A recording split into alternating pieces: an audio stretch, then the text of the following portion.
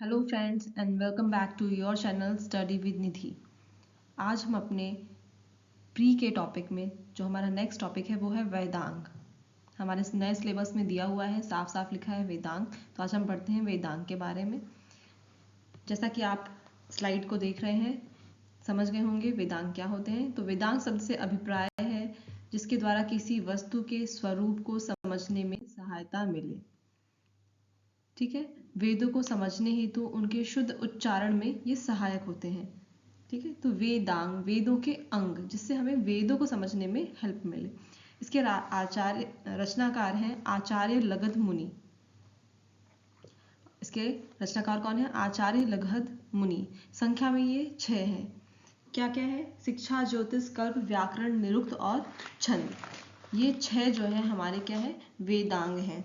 शिक्षा, ठीक है, आपको 3 मार्कर में लिखने को आ सकता है मेंस में ये।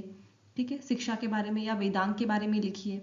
ठीक है, तो आप इसको अच्छे से लिख सकते हैं, तो इसको प्रिपेयर कर लीजिए बढ़िया से। शिक्षा वैदिक वाक्यों के स्पष्ट उच्चारण से संबंधित है। ठीक है, वो क्या देती है हमें? शिक्षा वैदिक वाक्यों के वाक्य जो होते हैं उनको किस तरह से स्पष्ट उच्चारित किया जाए। वैदिक शिक्षा संबंधी प्राचीनतम साहित्य प्रातिशाख्य। वेद शिक्षा को वेद के नाक की उपमा दी जाती है। मतलब क्या बोलते हैं? वेदों की नाक कहा जाता है शिक्षा को। जैसे नाक से हम क्या करते हैं? स्मेल ले लेते हैं किसी चीज़ की, पता चल जाता है उसका स्वाद, उसकी सुगंध कैसा होगा, उसकी सीरत कैसी होगी। बस ऐसे ही शिक्षा से पता चल जाता है। ठीक है, मतलब व्यक्ति के बोलने से, ठीक है, पता चलता है कि व्यक्ति का व्यक्तित्व किस तरह का है। तो इसलिए शिक्षा को वेदों की नाक की उपमा दी गई है। अगला है हमारा ज्योतिष। इस शास्त्र के विकास में, इसे क्या है? शास्त्र के विकास को दिखाया जाता है। जो हमारा भाग्यफल होता है, जिसे हम राशिफल कहते हैं, वैदिक यज्ञों व उनके अनुष्ठान का समय इससे ज्ञात किया जाता है। ज्योतिष शास्त्र वही एस्ट्रोलॉजी वही चीज़ है यहाँ पे। ठीक है, तो एस्ट्रोलॉजी जो है, ज्योतिष है, उसको वेदों की नेत्र कहा गया है। ठीक है, आंखें हमारी क्या काम करती है? किसी भी चीज़ को स्पष्ट दिखाती है, राह दिखाती है आगे की, कहाँ चलना है, कहाँ कांटे हैं। तो हमारा ज्योतिष जो है वो भी यही कार्य करता है। ठीक है, फिर है कल्प। वैदिक कर्म कांडों को संपन्न कराने हेतु नियमों का प्रतिपादन किया गया है। ठीक है, कल्प सूत्र में है। वेद के दोनों हाथ कहा गया है कल्प को। मतलब कल्प को क्या उपमा दी गई है? वेदों के हाथों की। ठीक है, हमारे जो 2 हाथ है वो उपमा दी गई है किसको? कल्प को। तो वेद के दोनों हाथ कहा गया है कल्प को। 3 तरह के कर्मकांड है, सुलभा सूत्र में, ग्रह सूत्र में और धर्म सूत्र, इन तीनों में वर्णन है। ठीक है, तो सुलभा सूत्र जो है वो गणित का प्राचीन सूत्र है या ग्रंथ है। चौथा है हमारा व्याकरण। प्रत्यय व प्रकृति के योग से शब्दों की उदात्त सिद्धि व स्वरित स्वरों की स्थिति का बोध कराता है। आवश्यकता क्या है हमें व्याकरण की? क्यों है?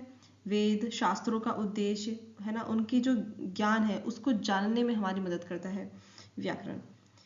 इस संभव में वेदांग का प्रतिनिधित्व जो ऋषि पाणिनि थे, ठीक है, उन्होंने किया है। वेदों का मुख जो है व्याकरण को कहा जाता है। व्याकरण को क्या कहा जाता है? वेदों का मुख।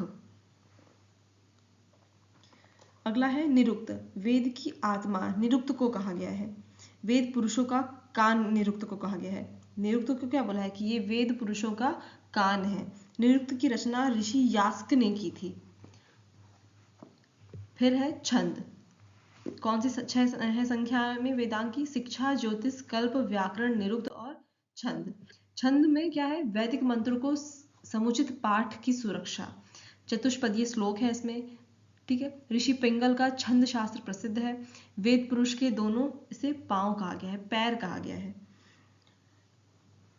प्री का एक ऑब्जेक्टिव प्रश्न बन सकता है कि जीव उपाध्याय किसे कहा जाता है? तो जो वेदांग को पढ़ाते हैं, अभी तक जैसे हमने पढ़ा, ऋग्वेद को पढ़ने वाले को क्या कहते हैं, यजुर्वेद के पढ़ने वालों को क्या कहते हैं, इसी तरह वेदांग जो पढ़ाते हैं अध्यापक, उन्हें क्या बोलते थे? उन्हें उपाध्याय कहते हैं। लेकिन कौन? जो जीविका उपार्जन हेतु वेदांग को पढ़ाने वाला अध्यापक है उसे बोलते हैं उपाध्याय।